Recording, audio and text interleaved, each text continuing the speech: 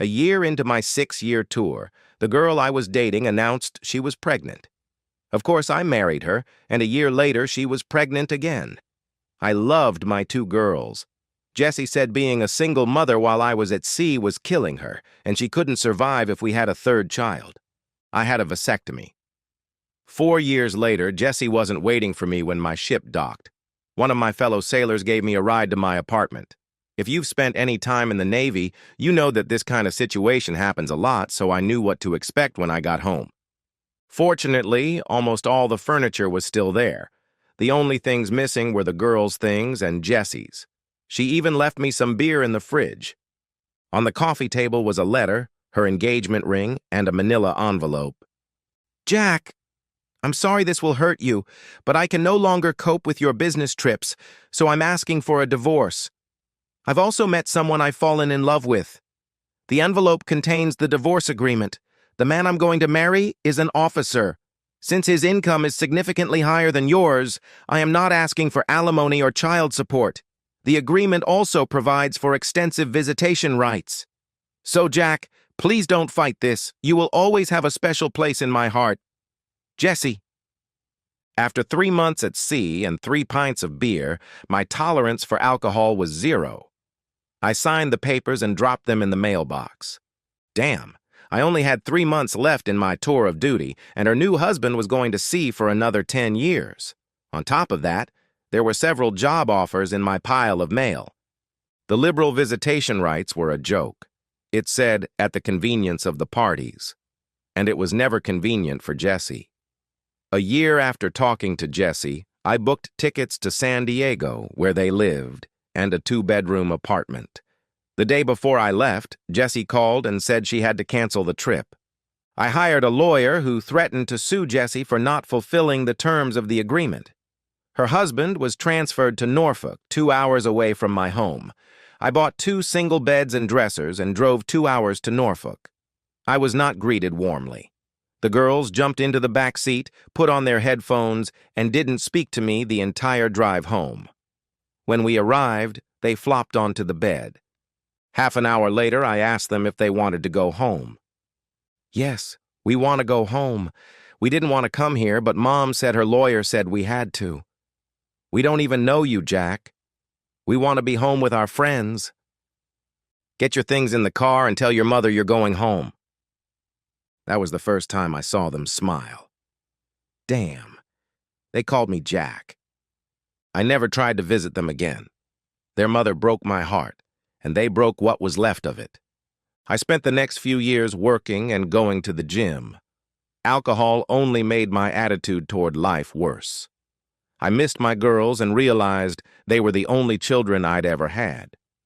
A few years passed, I was dating Jen, and the sex was fantastic. She was staying over more and more often. I began to realize that, aside from sex, there was nothing special about our relationship. We had nothing in common.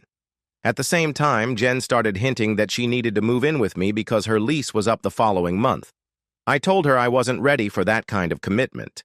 Jen left in a huff, and I didn't see her for several days. Later that week, Jen sat at my kitchen table crying, saying she was pregnant. I told her I needed to think about it, that she should go home and I would call her. There was a spark of hope that I might be able to have children after all, even though she wasn't the ideal mother. I made an appointment with a urologist. At the appointment, I told him about my vasectomy and that my girlfriend claimed to be pregnant. "She may or may not be pregnant, but there's no chance the baby is yours. We can do a paternity test, but you'll just be wasting your money." I asked him to do the test, which of course showed that the baby wasn't mine. On Saturday morning, I invited Jen over. I handed her the test results and told her to take her things out of my house. 2 years later, I fell in love with Liz. We had so much in common. Early in our relationship, I told her about my first marriage and my vasectomy. I felt obligated to tell her that I couldn't have children. Liz got up and left. Saturday morning was our day for jogging. I was warming up in the park when Liz joined me. It was our first conversation since we had talked about the vasectomy. 2 years later, we got married, and our family life was wonderful. The sex was good. More importantly, We were always outdoors, hiking, backpacking, kayaking. We only stayed home on weekends if the weather forecast was really bad. On Friday, I came home to find Liz at the kitchen table with a big smile on her face.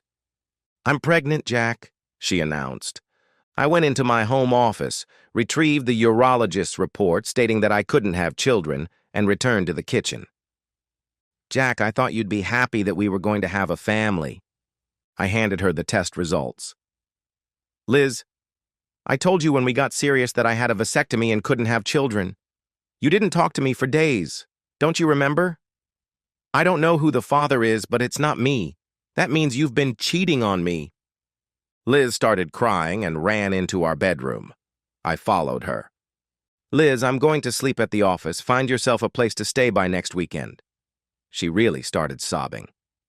The next morning, as I was getting ready to go for a run, Liz came out to talk to me. "Jack, we can raise this child as our own. No one will ever know." "Liz, are you out of your mind?" "I'll find out. My whole family will find out. You really want me to raise someone else's child?" As I headed to the park, tears streamed down my cheeks again. During my run, I was surprised at how numb I felt. I didn't feel anger, just resignation that another marriage was over. When I got back, Liz's father was standing by my car. I loved Dan. He had always treated me fairly. "How are you, Jack?" Liz called my wife this morning. She was very upset. I don't think my wife understood a word she said. "Can you tell me what happened?" "Liz told me last night that she's pregnant." "And I suppose you're not happy about that, Jack?" "Dan, if I could have children, I'd be jumping for joy. I told Liz long before we got married that I had a vasectomy during my first marriage. Dan, she had the nerve to ask me to raise a child as my own. It doesn't matter that she cheated on me. I'm sorry, but the only option for me is divorce." "I'm sorry my daughter did that to you, and I support your decision. I'll tell my wife what's going on. Do you want to know who the father is?" "That won't make me feel any better." "I'll pick her up and take her to my place on the way.